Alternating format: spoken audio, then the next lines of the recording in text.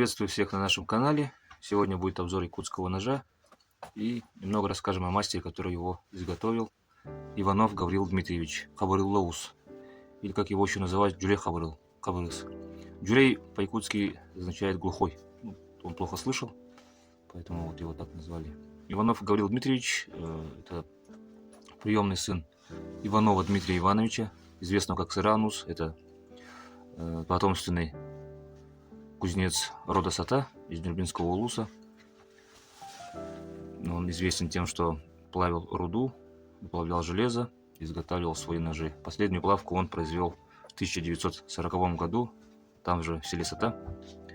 Вот. Давайте перейдем к самому ножу. Длина клинка 148 мм, ширина 21,5 и толщина обуха 4 мм. Этот нож был изготовлен в 80-х годах, когда Гаврил Дмитриевич был уже в преклонном возрасте. Вот. Нож сделан грубовато, это видно. Рукоятка простая, из березы. Видны следы напильника. Сечение яйцевидный. Вот. Длина рукояти, кстати, 119 мм. Дол был откован и потом уже еще дополнительно отшлифован. Наточили. Здесь также видны следы обработки. Широкая голомень. Что интересно, нож сведен практически в ноль. До сих пор очень острый. То есть человек, который нам его предоставил, этот нож, он говорит, что это вот ножом не пользовались. То есть получается, что он вот такой, каким его изготовил мастер изначально. Вот такой простой рабочий якутский нож. Пользоваться им, я думаю, довольно удобно. В руке лежит очень хорошо.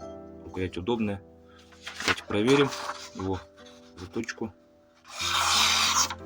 Вот такой вот ножичек.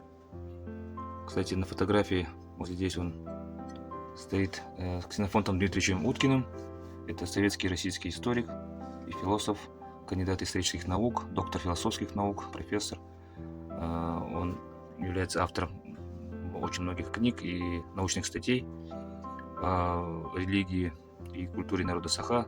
Также он издал серию книг, посвященных металлургии у народа Саха, то есть культуре обработки, культуре железа и так далее. Вот. Что еще хочется сказать про этот нож? Ну вот человек, который нам предоставил его, говорит, что ножом не пользовались, как я уже говорил. Он его хранит и пользоваться им не будет, оставит как память.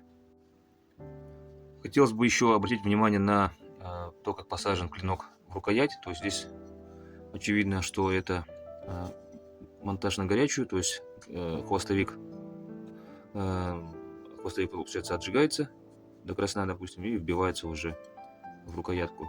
Как нам сообщили, получается, у Гаврила Дмитриевича был такой шаблон под хвостовик, который он отдельно сперва прожигал и делал заготовку, да, под отверстие. И потом уже сам клинок разогревал, получается, хвостовик и вбивал туда рукоять. При этом клинок держится очень хорошо. Ножны у него отсутствуют. Но при этом очень приятно держать этот нож в руке. Такой рабочий, но он при этом свою функцию полностью выполняет.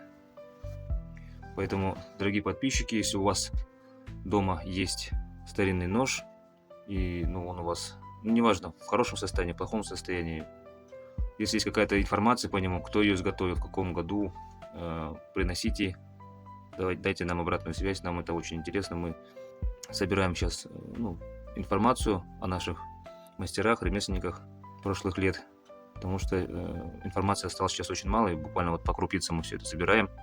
Возможно, это потом выйдет в какую-то, может быть, книгу, сборник. Поэтому всем спасибо за внимание. Спасибо, что вы с нами. До встречи на нашем канале.